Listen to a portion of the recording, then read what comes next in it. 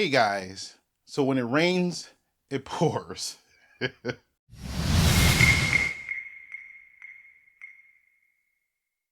Before I get into this, Flashforge, I was investigating buying one of their printers, the Creator 5 Pro.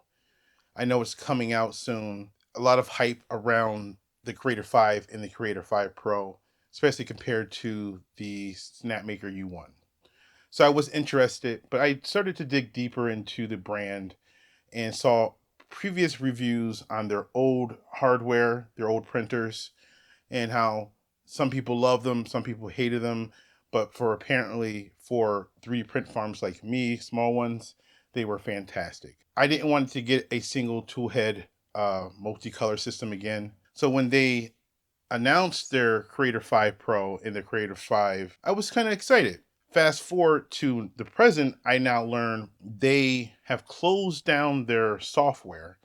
So they introduced firmware that pretty much locked their printers, their older printers, to the new slicer that you can't no longer use Orca or any other type of third party slicer. And that made me think, like, okay, this company has already threatened in the past that if you 3D print something that is against your government's laws, if you have it, or even if you don't have a law, they still might report you. That was the first strike for me. But again, I was still interested in seeing how the Creator 5 would work because, as you all know, they kind of use a sort of like a clipper based system, or you can flash clipper onto their printers. So I thought maybe I'll just do that, get away from their firmware and see a third party firmware on there. But now that they really locked down their printers, their older printers, and now I'm assuming the Creator 5 and Creator 5 Pro is the same way, where you're locked down to their particular slicer and you no longer can use outside slicers. That just pretty much burns the bridges for me at least. Now I don't understand. You would think after all this drama with Bamboo that Flashforge, especially now they're making this big marketing push with the Creator 5. For the most part, they're all claiming to be pre-production. And if you know about me, you know about my channel. Yes, I'm a very small creator, but I don't like pre-production reviews. That's a no for me. Even if I get much bigger, I am never going to do a pre-production review. The status of the product is pre-production. So things can change. Why do a review on a pre-production machine? I don't understand it. Other channels can do what they want. I just don't believe in it. I don't believe because if there are any changes, even firmware wise, or small changes to the hardware, or they reduce the quality, because that's my biggest fear is I get a machine that's pre-production, is higher quality. I review it, say, blah, blah, blah, this is great and all that.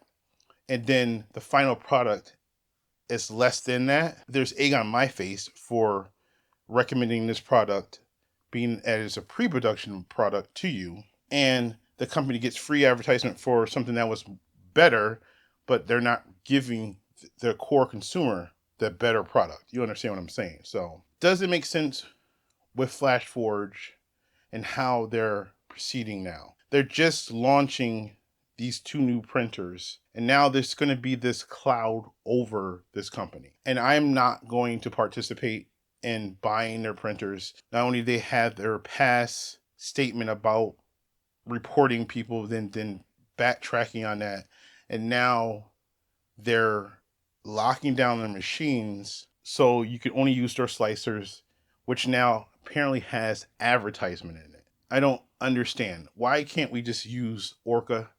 It's a great slicer. The work is there.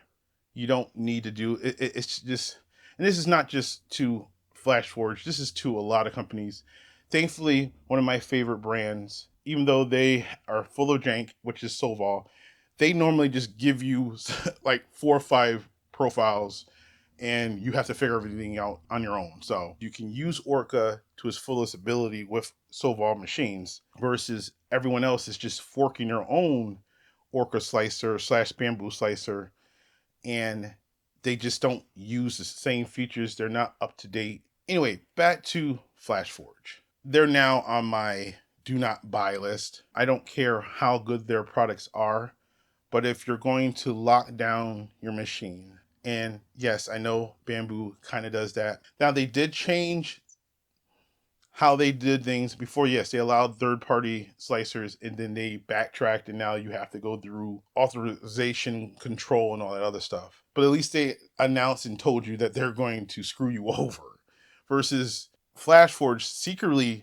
doing this, not telling anyone that they are going to basically lock down your printer to this new slicer via firmware, and there's no way you can really reverse it. Now, obviously, there's probably people who are working on reversing it, but you shouldn't have to do that, especially for a printer that's been on the market for a long time. I am no longer going to recommend them. I am not going to buy the Creator 5 Pro. I was interested in it, but now I'm no longer going to support them. Now, if you ordered or pre-ordered the Creator 5 or the Creator 5 Pro, does this change your mind? Placing ads into your slicer and then locking down the firmware so you can only use this new slicer and no longer can use any other slicer when you were able to do so. It just, again, I don't understand why these companies keep shooting themselves in the foot. Bamboo has two black eyes. Now, I guess I guess Flashforge said, you know what, I want some of that. There remains companies that still respect. Now, Snapmaker, they're pulling all the right moves. They just need to continue to go down this road and make a bigger version of this. Give me 6 tool heads. And you know what? You have my print farm, well, some of it, and make sure it's enclosed. There's certain companies now that I'm only going to start recommending going forward. I push back when a company abuses their market share. And while Flashforge, in this case, isn't the biggest company, it does appear to me that they have a winner on their hands, or they do. For a lot of people, it's a competitor to the U1, but instead of just trying to take that good vibes and go for it with it, it comes out that they are as bad as other companies are just trying to push you into this ecosystem, and you just can't do what you want with the hardware you bought. It's doesn't make sense. But anyway, guys, tell me in the comments below, does this change your mind about if you canceling it, or you're no longer going to buy a Creator 5, Creator 5 Pro, or any other Flashforge printers? Like and subscribe. I'll talk to you next one. Peace.